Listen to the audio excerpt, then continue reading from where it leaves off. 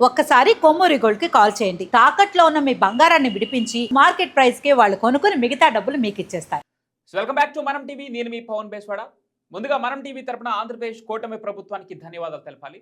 వీర జవాన్ తెలుగు జవాన్ మురళీ నాయక్ మరణానికి సంతాపంగా కూటమి ప్రభుత్వం తీసుకున్నటువంటి నిర్ణయాలు నిజంగా ప్రశంసించదగినవి.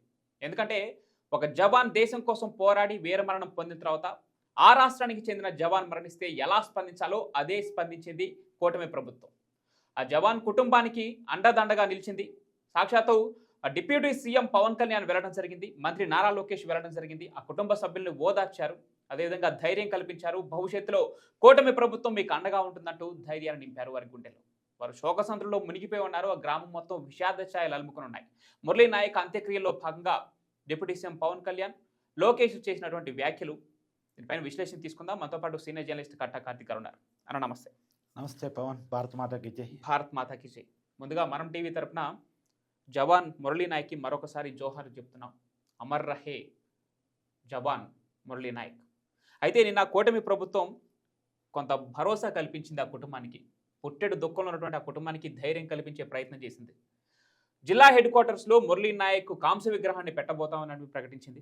దాంతోపాటు 5 లక్షల తక్షణ ఆర్థిక సాయం అందించింది. మంత్రి సవిత సొంతంగా 5 లక్షలు అందించడం జరిగింది. ఇకపోతే మరొక ముఖ్యమైన విషయం ఏంటంటే ఆ కుటుంబంలో ఒకే ఒక్క సంతానం మురళీ నాయక్. ఆయన ఇప్పుడు వెళ్ళిపోయాడు.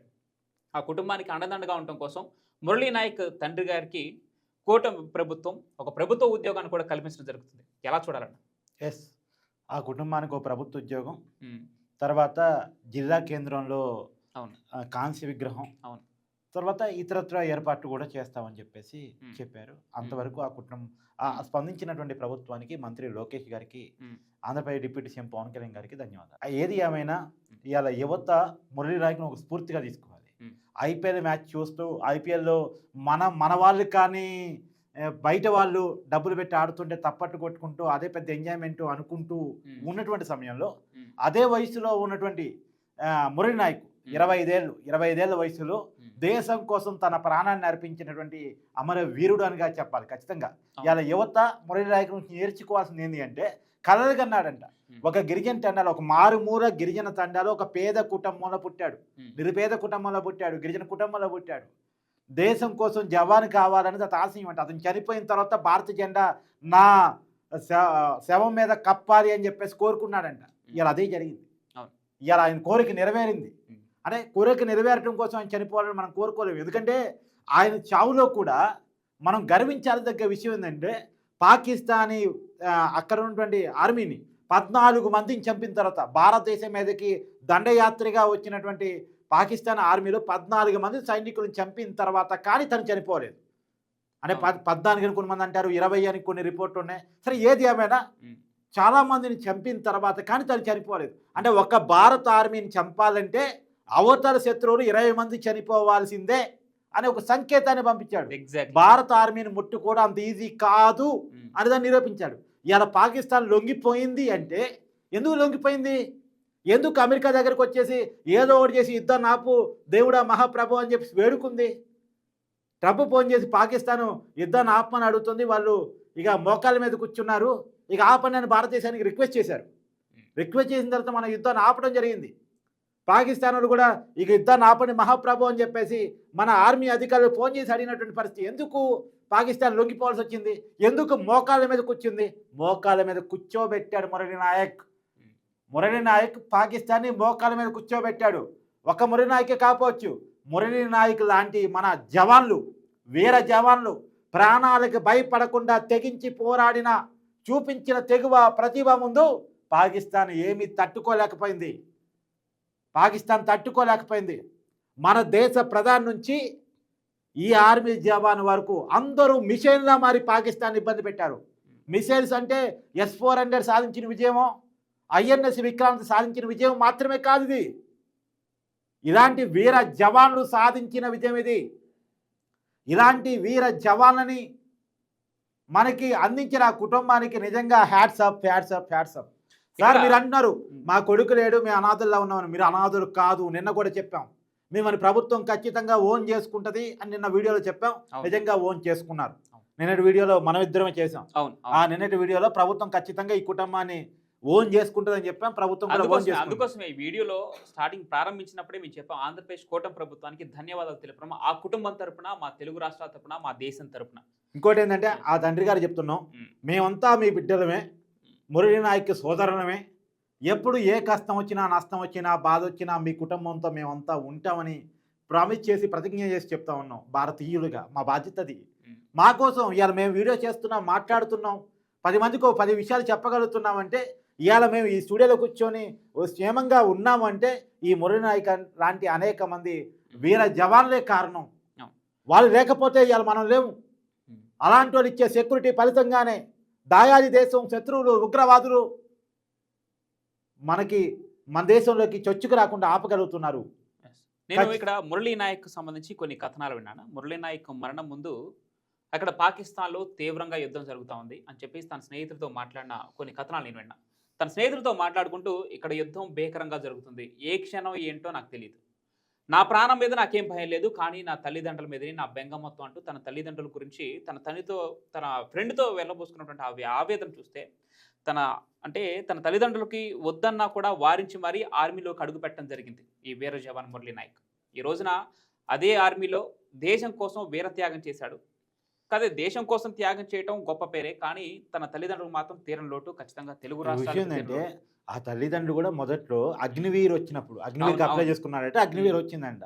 వద్దు నాన్న ఉన్నది ఒక్కడివి, మాకు దూరంగా అంటే ఏదో అయిద్దని తర్వాత విషయం, కానీ తల్లిదండ్రులకు దూరంగా అయితే పోవాలి కదా, బోర్డర్స్ ఉండాలి కదా.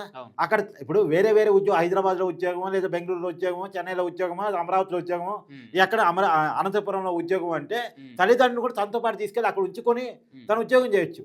కానీ జమ్మూ కాశ్మీర్ బోర్డర్లో ఉద్యోగం చేసే వాళ్ళకి ఆ పరిస్థితి ఉండదు. వాళ్ళ భార్య పెళ్ళున్నా వాళ్ళు దూరంగా వెళ్ళి వీళ్ళు ఉద్యోగం చేయాల్సిందే. అలాంటిది ఇప్పుడు పెళ్లి కాదు కానీ తల్లిదండ్రులకి దూరంగా వెళ్ళి ఉద్యోగం చేయాల్సిందే. అదే తను బాధపడినటువంటి ఆ ఆవేదనని కూటమి ప్రభుత్వం ఈ రోజు విన్నది. అయితే వాళ్ళ తండ్రి ఎట్టి పరిస్థితుల్లో వద్దని చెప్పినా లేదు అని వాళ్ళు నొప్పించి ఈ దేశం కోసం వెళ్లాల్సిందే అని పట్టుబట్టి కేవలం ఉన్నది ఒక కొడుకు, అతని కోరికను మనం కాదనకూడదు అని చెప్పేసి పంపించారంట. ఇవాళ అతని కోరిక మేరకు దేశం కోసం సర్వీస్ చేస్తూ చనిపోయాడు. ఖచ్చితంగా మనం ఆ కుటుంబానికి ముందుగా హ్యాట్సప్ చెప్పాలి. ఇలాంటి వజ్రరథాన్ని నేను చెప్పాను నిన్న వీడియోలో కూడా, భగత్ సింగ్ గురించి మన చరిత్రలో చదువుకుంటాం. 23 ఏళ్ల తునప్రాయంలో, చిన్న వయసు 23 ఏళ్ల వయసులో ఈ దేశం కోసం ఉరితాడిన ముద్దాడినటువంటి గురుదేవ్, సుఖదేవ్, భగత్ సింగ్, ఆ ముగ్గురు వీరులు నిజంగా వాళ్ళందరికీ కూడా నివ్వాలి. మరొక భగత్ సింగ్, మన తెలుగు వాడైనటువంటి భగత్ సింగ్గా నేను మురళీ నాయక్ని ఖచ్చితంగా పోలుస్తాను. ఈ దేశం కోసం ప్రాణాలు అర్పించే వాళ్ళు ఎంతమంది ఉంటారు?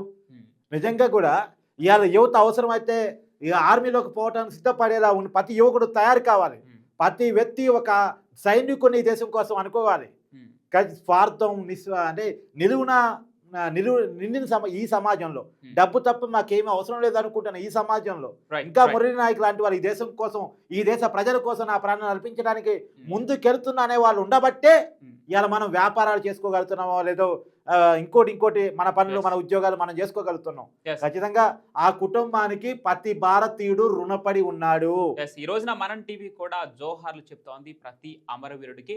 ఇదే కాకుండా మురళీ నాయక్ తో పాటుగా నిన్న మహారాష్ట్ర నాందేడ్ జిల్లాకు చెందినటువంటి సచిన్ యాదవ్ కి, అదే విధంగా మొన్న రాజౌరి జిల్లాలో పొద్దున్నే అటాక్ చేసి చనిపోయినటువంటి అధికారి డిప్యూటీ కమిషనర్, మాజీ డిప్యూటీ కమిషనర్ తాపాకి, అదేవిధంగా ఎంతో మంది రాజ్ కుమార్ తాపాకి, వీళ్ళందరికీ మనం టీవీ తరఫున అశ్రు నివాళులు అర్పిస్తున్నాం. అదే విధంగా భార్య అంటే వివాహమై 3 రోజుకే బోర్డర్ నుంచి పిలుపుస్తే లెక్క చేయకుండా వెళ్ళిపోయినటువంటి ఇట్లాంటి ఎంతో మంది వీర జవాన్లకి సల్యూట్ చెప్తా ఉంది మనం టీవీ.